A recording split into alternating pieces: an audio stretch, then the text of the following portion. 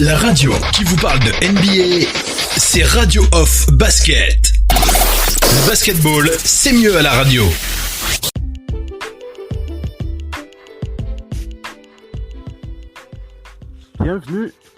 Bienvenue les amis, bienvenue sur le parquet de la Radio Off. Vous êtes bien avec Oncle Phil Basket. Et dans cette quotidienne NBA, nous allons faire le point sur cette période scrimmage et analyser les forces et faiblesses des équipes. En tout cas, analyser quelques leçons que nous aurions pu retenir de cette semaine de scrimmage avec ces quelques matchs que nous avons pu observer. On a pu observer des Lakers face aux Mavericks, dernièrement on a encore vu les Raptors les Raptors de Toronto face aux Rockets de Houston. Alors c'est vrai que c'est pas des rencontres c'est pas des rencontres que l'on peut désigner comme des rencontres officielles qui peuvent nous permettre d'indiquer quels seront les tenants et les aboutissants, qui seront les vainqueurs, qui seront les perdants lorsque les playoffs vont démarrer. Ça c'est sûr. Mais cette période de scrimmage donne déjà une indication pour ce que nous aurons à vivre pendant ces 8 matchs de conférence et aussi pour ce que nous aurons pour ce que nous allons vivre aussi pendant cette période de playoff qui s'annonce véritablement excitante, très très excitante. Donc voilà un peu pour cette quotidienne FMNBA, voilà un peu le sujet que nous allons globalement aborder, c'est essayer de voir les leçons que nous pouvons tirer des premiers matchs de ces scrimmages. On va commencer par les Lakers de Los Angeles. On commence par les Lakers de Los Angeles, cette rencontre qui a donc opposé les Mavericks de Dallas aux Lakers de Los Angeles.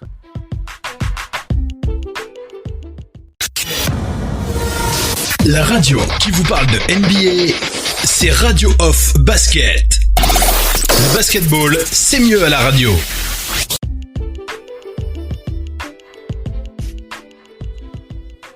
Allez, je l'ai dit, on commence donc par les Lakers de Los Angeles. Quelles sont les leçons que nous pouvons tirer de cette rencontre qui a donc opposé les Lakers de Los Angeles aux Mavericks de Dallas. Voilà, c'était déjà un plaisir de retrouver déjà les Lakers sur un parquet, les retrouver en forme, les retrouver bien posés, en tout cas prêts à jouer, et ça faisait plaisir à voir. En tout cas, ce que l'on peut dire déjà pour ceux qui ont vu le match, et en tout cas pour ceux qui ne l'ont pas vu, bien entendu ça sert à ça, cette quotidienne NBA. On va rappeler quand même que sur la première partie du match, les Lakers avaient l'air véritablement inarrêtables puisqu'ils menaient 55-44 et ça faisait plaisir de voir les Lakers jouer avec autant d'assurance. En tout cas, ils étaient sûrs de leur force. Et au début, lorsqu'on voyait les Lakers se jouer face aux Mavericks, on avait véritablement l'impression de se dire est-ce que en tout cas on avait véritablement l'impression, on pensait que on avait en idée que la rencontre, les futures rencontres qui allaient opposer les Lakers aux Clippers allaient être véritablement très très intenses. Parce qu'on a vu des Lakers dominer leur sujet. Et en seconde mi-temps, on a vu des Lakers plutôt affaiblis, très très affaiblis, tout simplement parce que leur star n'était pas sur le parquet. Leur star n'était pas sur le parquet. On va rappeler que Alex Caruso et Markieff Morris n'ont pas joué ce match. Ça c'est très important. On va rappeler que LeBron James et Anthony Davis n'ont pas joué la seconde mi-temps. Et on va rappeler aussi que Kentavious Caldwell-Pope s'était fait mal à la cheville dans le premier quart-temps. Donc voilà un peu ce que l'on peut dire, mais rien de grave. Mais ce qu'on a véritablement remarqué, c'est lorsque LeBron James n'est pas sur le parquet, les Lakers ont du mal à relancer cette attaque. En tout cas, vu que LeBron James est vraiment le moteur qui lance l'attaque. LeBron James est véritablement le moteur qui lance l'attaque des Rockets. On a pu le voir lors de ces nombreuses contre-attaques. Les Lakers ont du mal à jouer. Et il y a certains experts qui se posent la question de savoir, en l'absence de Rajon Rondo, comment est-ce que les Lakers pourraient être champions NBA, comment est-ce que les Lakers pourraient dominer leur sujet pour ces 8 matchs de conférence, pour ces 8 matchs de saison régulière. Alors commençons déjà par un point clé. Le premier point clé, ça concerne LeBron James. LeBron James pourrait ne pas être MVP, certainement qu'il ne le sera pas. Tout porte à croire que ce sera Giannis le MVP de la saison. Mais ce n'est pas tellement grave pour LeBron James. Je pense véritablement pour lui ce sera un moteur pour prouver à Giannis Antetokounmpo qu'il n'y a qu'un seul King et que c'est lui, et il va tout faire pour le démontrer lorsqu'il aura l'occasion d'affronter les Bucks de Milwaukee, que ce soit en saison régulière ou alors en finale NBA. Alors on va rappeler que LeBron James face aux Mavericks Dallas a été bon. Il a été très bon. Il a dominé toutes les facettes du jeu sur le parquet pendant les 15 minutes de son temps de jeu.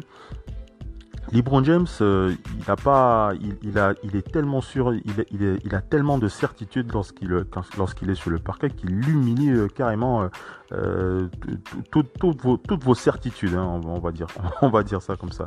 LeBron James est en forme, il est en forme, ça se voit, et tout ce dont il a besoin, c'est de rester en forme. Il a besoin de garder du jus, et il a besoin que Frank Vogel manage parfaitement les joueurs de cette équipe. Donc, lorsqu'il était sur le parquet, LeBron James avait scoré 12 points. Il était à 4 sur 6 au tir, avec 5 passes et 3 rebonds en première mi-temps. Donc, c'était très bon, très bonne note. Si vous deviez noter uniquement LeBron James, rien que sur sa prestation individuelle, vous lui donnez facilement une bonne note. Donc, LeBron James lui-même est en forme, il est adroit, il fait de belles passes, il prend des rebonds, il est complet. Ça, c'est un LeBron James. C'est un LeBron James qui fait peur. C'est un LeBron James qui fait véritablement peur, en tout cas pour ses adversaires. En plus de ça, il est en forme. On a vu un LeBron James très rapide. Je ne sais pas si vous avez pu le remarquer lors des séances de contre-attaque des Lakers de Los Angeles. LeBron James a véritablement la vitesse d'un quarterback. Il y a une action qui me revient en mémoire avec cette contre-attaque de LeBron James avec Dwight Howard, où on le voit lancer un alley-oop à Dwight Howard à une vitesse il est tellement speed qu'il passe comme un coup de vent devant JJ Barea, qui n'a que ses yeux pour pleurer et voir Dwight Howard écraser le ballon sur l'arceau des Mavericks. Donc LeBron James est là, il est ready, il n'a pas de blessure, et ça c'est un très bon point pour les Lakers de Los Angeles. On enchaîne avec cette analyse. On va donc pointer en deuxième position la forme de Anthony Davis. Anthony Davis, alors je ne sais pas s'il y a certains qui pourraient se mettre en face de moi et me dire le meilleur 4 de la conférence Ouest n'est pas Anthony Davis. S'il y a quelqu'un qui pense que Anthony Davis n'est pas le meilleur 4 de la conférence Ouest, j'ai bien envie de l'entendre. Si vous-même vous pensez qu'il ne l'est pas, envoyez-moi un message sur les réseaux sociaux, expliquez-moi pourquoi, parce que j'aimerais bien comprendre pourquoi, et ça mérite débat. Quoi qu'il en soit, Anthony Davis pour moi est le meilleur poste 4 de la conférence Ouest. Il a encore démontré face au Mavericks Dallas avec une forme très impressionnante. Comme LeBron James, Anthony Davis est ready et il est focus. Pour ceux qui ont pu voir les premiers paniers qu'il a scorés pendant les premiers paniers de ce scrimmage face aux Mavs, on l'a vu, il était prêt, il était affûté. On a vu ses premiers paniers, les mismatchs qu'il a su exploiter. On l'a vu tirer à 3 points. On l'a vu défendre. On l'a vu avec LeBron James être en parfaite osmose pour réaliser des actions positives, très positives pour les Lakers. Mais en défense aussi, Anthony Davis était présent. On rappelle qu'il a quand même 2 interceptions sur ce match. 2 interceptions, c'est pas des stats que vous donnez à un poste 4, c'est des stats que vous donnez généralement à un meneur défensif ou alors un ailier. Donc il est en forme, hein, et comme LeBron James, il a juste besoin que le coaching staff maîtrise ses minutes de temps de jeu pour être physiquement en forme, et ça c'est un très bon point pour les Lakers. Anthony Davis est là, il est présent. On rappelle que c'est le meilleur scoreur, le meilleur rebondeur, le meilleur contreur aussi des Lakers de Los Angeles. Lorsque Anthony Davis et LeBron James sont là, ça fait vous pouvez trembler, tout simplement, vous pouvez trembler, et ça c'est quelque chose qu'il faut retenir. Allons maintenant du côté d'un autre joueur dont je ne pensais pas, je n'avais pas pensé que j'allais parler de lui assez tôt, mais il mérite qu'on en parle. Il s'agit de Dion Waiters. Dion Waiters, c'est le nouvel ajout de cette équipe des Lakers. On rappelle qu'il a rejoint cette équipe assez tard dans cette saison. Et Dion Waiters a démontré que on pouvait compter sur lui pour les capacités pour lesquelles les Lakers étaient certains de son jeu. En tout cas, il a été très bon, hein, sur l'aspect offensif de son jeu. Il a scoré 9 points sur ce match. Même si au niveau de son adresse à 3 points, il a été mauvais. Hein. Il était à 3 sur 7 au tir, avec un buzzer beater au premier quart-temps, à la fin du premier quart-temps.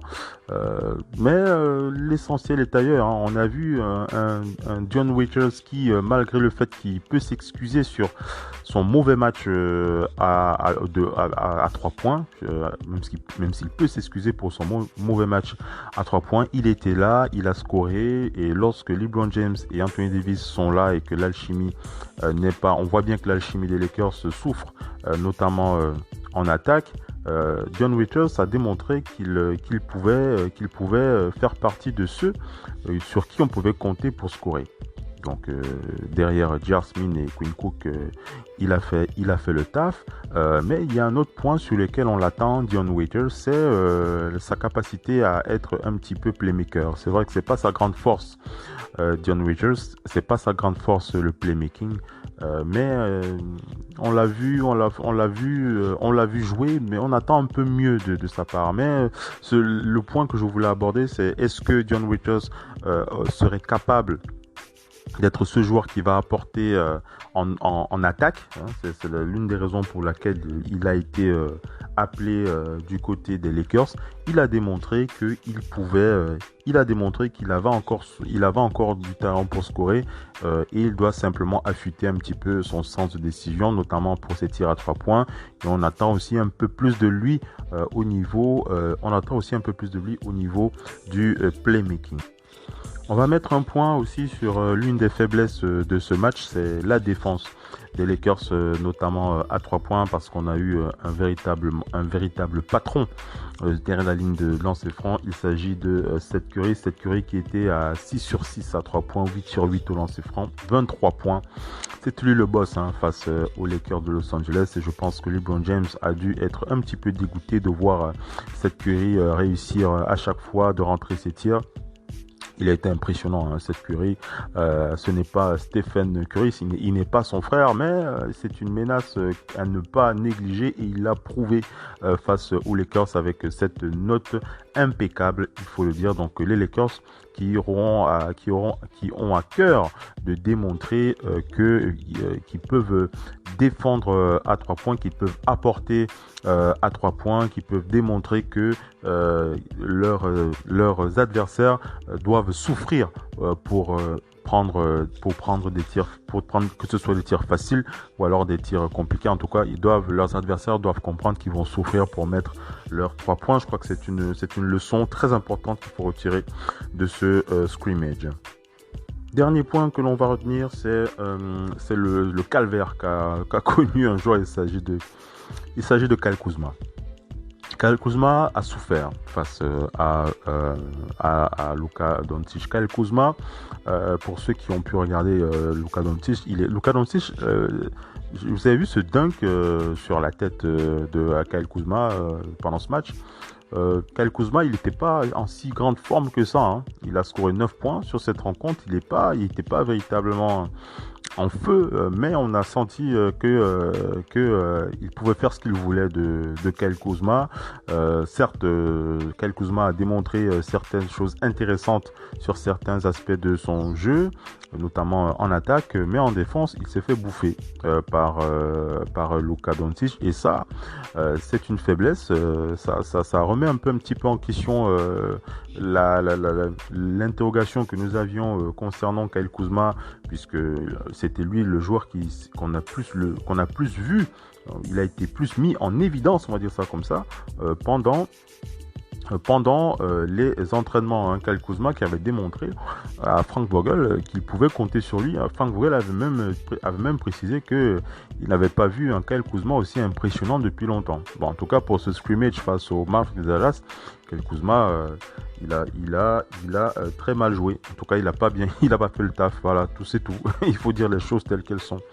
Donc voilà un peu ce qu'on peut retenir de ces premiers matchs de ce premier match de scrimmage face au Mavericks de Dallas. Un LeBron James puissant. LeBron James et un Anthony Davis très puissant. Un John Waiters qui nous a rassuré. John Waiters capable de scorer, ça nous a rassuré. On attend un John Waiters capable d'être un peu plus playmaker, capable de rentrer ses 3 points. On attend une meilleure défense des Lakers à 3 points. Et on attend un Kyle Kuzma un peu plus pipenesque. Voilà, on attend un Kyle Kuzma un peu plus pipenesque, capable de défendre, capable de démontrer que on peut compter sur lui sur tous les aspects de ce jeu. Il faut qu'il soit plus versatile, Kyle Kuzma. Donc voilà un peu ce que l'on peut retenir de ce scrimmage face aux Mavericks de Dallas.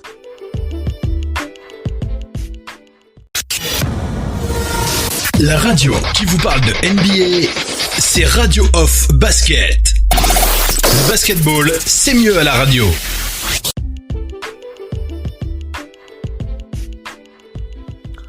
Allez les amis, après cette analyse sur les Lakers de Los Angeles, on va enchaîner avec notre review des derniers matchs des scrimmages notamment. On va parler donc du match qui a opposé les Sixers aux Grizzlies de Memphis, le Thunder aux Celtics, les Raptors face aux Rockets. On va commencer par ce match avec une bonne... On va féliciter le match de James Harden. En tout cas, on a bien vu que James Harden est en forme et qu'il est là. On rappelle qu'il est arrivé tardivement à Disney pour des raisons personnelles et qu'il a rapidement retrouvé le rythme. James Harden, en 25 minutes, il avait compilé 24 points, 10 rebonds et 4 passes à 6 sur 15 au tir. Un début donc réussi pour James Harden malgré une défaite face aux Raptors, car collectivement les Raptors ont été bien plus convaincants. Russell Westbrook, lui, il a été peu adroit. Il était à 10 points, 5 sur 12 au tir. Il faut dire que les Rockets n'ont pas vraiment fait le poids. Ainsi, Kyle Lowry, qui était à 11 points, a été très bon, très très performant, 11 points. Tout comme Serge Ibaka, 18 points adroit à longue distance, surtout Serge Ibaka. En sortie du banc, on avait un Terence Davis à 15 points et Norman Powell qui était à 12 points. Ils ont fait la différence du côté des Raptors de Toronto. Du côté des Sixers, les Sixers qui ont survolé les débats dans ce match face aux Grizzlies de Memphis malgré un score trompeur. Les Sixers n'ont jamais douté et après les 2 premiers cartons, le score était de 54 à 28, mesdames et messieurs. Sur le plan individuel, c'est une bonne entrée pour Ben Simmons notamment. Ben Simmons, ce qu'on attend. Alors, on n'a pas vu le Ben Simmons dont on parlait. On nous a longtemps, avant ce scrimmage, on nous a parlé. Pendant 2 semaines, on nous a bassiné avec un Ben Simmons au poste 4. Moi, j'ai vu un Ben Simmons meneur de jeu classique, un Ben Simmons sûr de ses forces. 9 points, 9 passes décisives. Très très bon, 7 rebonds en 22 minutes de temps de jeu. Et 1 sur 2 à 3 points. Ça, c'est une bonne note pour Ben Simmons. Il faut lui donner. Donnez-lui sa bonne note à Ben Simmons à 3 points. Tobias Harris était à 15 points. Le Camerounais Joel Embiid était à 10 points, 6 rebonds. Il a été à la hauteur. Alors qu'en face, Jonas Valanciunas était à 20 points, 11 rebonds. Il était un peu trop seul, malgré le soutien de Kyle Anderson. Joel Embiid s'est encore fait remarquer. Il s'est encore fait remarquer avec un trash talking sur lequel il s'est fait un petit peu humilier. puisque Jonas Valanciunas était seul à 3 points. Le Camerounais l'a provoqué avec un geste de la main et un shoot à 3 points longue distance pour calmer les ardeurs de Joel Embiid. Dans le même temps, Ben Simmons, lui, n'a rien perdu de son talent. Une belle passe aveugle à Tobias Harris pour aller au des familles. C'était très très beau à voir. Les Sixers sont là et ça fait plaisir. Du côté du Thunder d'Oklahoma City, c'était l'équipe surprise de la saison, il faut quand même le rappeler. Ils ont bien relancé leur machine face aux Celtics de Boston, 98-84 notamment grâce à Steven Adams, mesdames et messieurs. Oui, c'est le pivot Steven Adams qui a fait le taf du côté d'OKC, 17 points, 7 rebonds en 15 minutes. Mais aussi Charles Gilgeous-Alexander, mes amis, 17 points. Je rappelle que les hommes de Billy Donovan ont réussi à faire la différence. En face, les Celtics ont beaucoup fait tourner avec un temps de jeu bien réparti et seul Enes Kanter, 11 points, 10 rebonds, a tiré son épingle du jeu. Rien de vraiment déterminant avec un gros turnover de la part des deux coachs, même si Jason Tatum était méchamment, avait été mauvais au tir, tout simplement à 3 points, 1 sur 6 pour Jason Tatum. Il faut qu'il débloque un petit peu ça. Alors, l'image de la soirée dans ce match, c'est André Robertson. André Robertson du côté du Thunder d'Oklahoma City. On rappelle qu'il était absent depuis le 27 janvier 2018, mesdames et messieurs. Rappelez-vous, nous sommes le 25 juillet 2020 et depuis le 27 janvier 2018, il n'était pas là à cause d'une sale blessure au genou qu'il a éloigné donc des parquets. Il a réalisé son retour dans la nuit, 5 points, 2 rebonds en 11 minutes. On rappelle que André Robertson, assez reconnu pour ses qualités défensives, a eu un gros moment d'émotion avec un stand innovation. On espère qu'il pourra apporter à OKC l'impact défensif qu'il avait l'habitude d'amener par le passé. Voilà un peu ce que l'on peut dire, mes amis, de cette nuit, de la dernière nuit de scrimmage du côté de la bulle d'Orlando.